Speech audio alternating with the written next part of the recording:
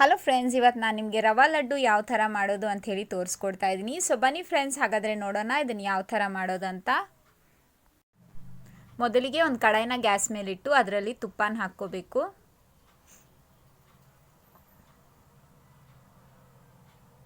ತುಪ್ಪ ಬಿಸಿಯಾದ ನಂತರ ಅದರಲ್ಲಿ ಗೋಡಂಬಿ ಹಾಗೆ ದ್ರಾಕ್ಷಾನ ಹಾಕ್ಕೊಂಡು ಲೈಟಾಗಿ ಕೆಂಪಗಾಗೋ ಮಟ್ಟ ಹುರ್ಕೋಬೇಕು ಫ್ರೆಂಡ್ಸ್.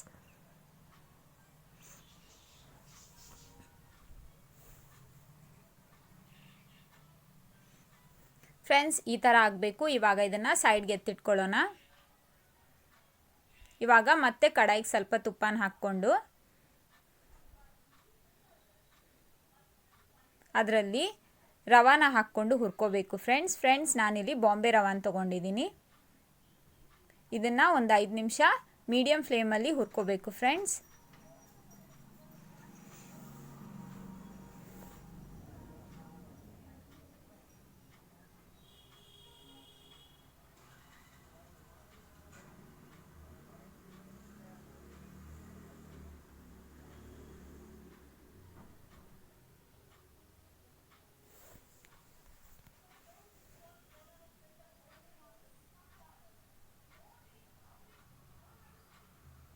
ಇವಾಗ ಇದರಲ್ಲಿ ಒಣ ಕೊಬ್ಬರಿನ ಪುಡಿ ಮಾಡಿಕೊಂಡು ಅದನ್ನು ಹಾಕ್ಕೋಬೇಕು. ಇವಾಗ ಇದನ್ನು ಒಂದು 2 ರಿಂದ 3 ನಿಮಿಷ ಹುರ್ಕೋಬೇಕು ಫ್ರೆಂಡ್ಸ್, ಮೀಡಿಯಂ ಫ್ಲೇಮಲ್ಲಿ.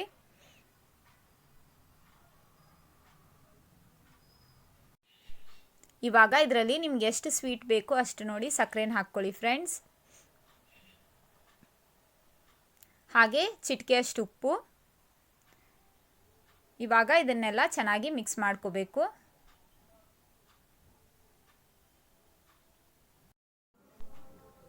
ಇವಾಗ ಇದರಲ್ಲಿ ಕುಟ್ಟಿರುವಂಥ ಇಲಾಯ್ಚಿ ಹಾಗೆ ಹುರಿದಿರುವಂಥ ಗೋಡಂಬಿ ದ್ರಾಕ್ಷಿನ ಹಾಕ್ಕೊಂಡು ಮಿಕ್ಸ್ ಮಾಡ್ಕೋಬೇಕು ಫ್ರೆಂಡ್ಸ್.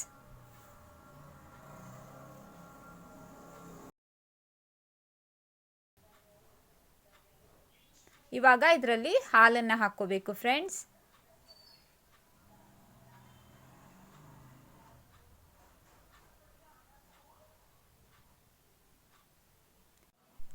ಇವಾಗ ಗ್ಯಾಸನ್ನು ಸಿಮ್ಮಲ್ಲಿಟ್ಟು ಈ ಹಾಲೆಲ್ಲ ಹತ್ರ ಆಗೋ ಮಟ್ಟ ಇದನ್ನು ಹೀಗೆ ಕಲಿಸ್ತಾ ಇರಬೇಕು.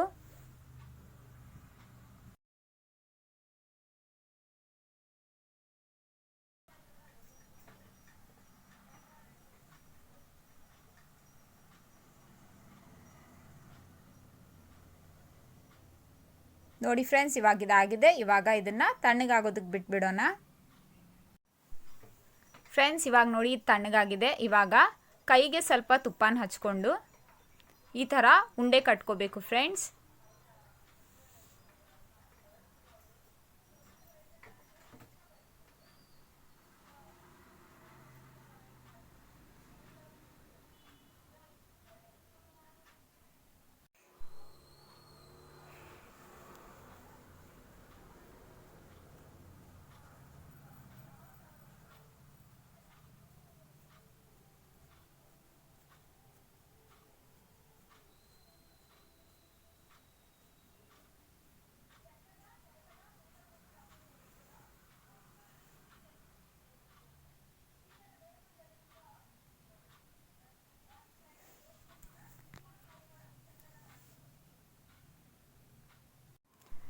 ಫ್ರೆಂಡ್ಸ್, ನೋಡಿದ್ರಲ್ವಾ ರವಾ ಲಡ್ಡುನ ಎಷ್ಟು ಸುಲಭವಾಗಿ ಹಾಗೂ ಎಷ್ಟು ಕಡಿಮೆ ಸಮಯದಲ್ಲಿ ಮಾಡ್ಕೋಬೋದಂತ.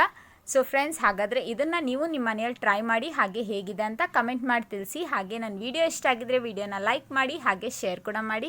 ಹೊಸಬರಾಗಿದ್ದರೆ ಮರೀದೆ ನನ್ನ ಚಾನಲ್ನ ಸಬ್ಸ್ಕ್ರೈಬ್ ಮಾಡಿ ಫ್ರೆಂಡ್ಸ್. ಹಾಗಾದರೆ ಇವತ್ತಿನ ವಿಡಿಯೋದಲ್ಲಿ ಇಷ್ಟೇ.